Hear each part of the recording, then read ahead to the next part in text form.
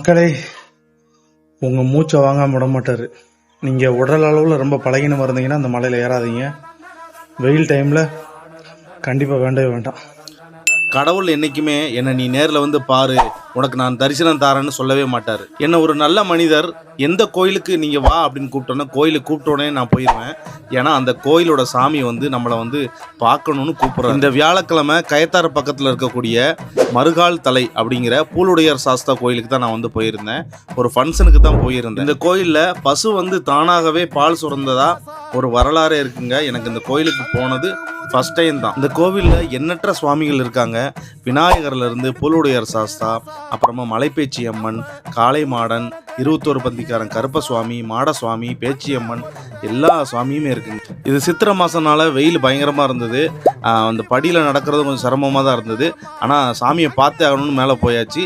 சாப்பிட்டுட்டு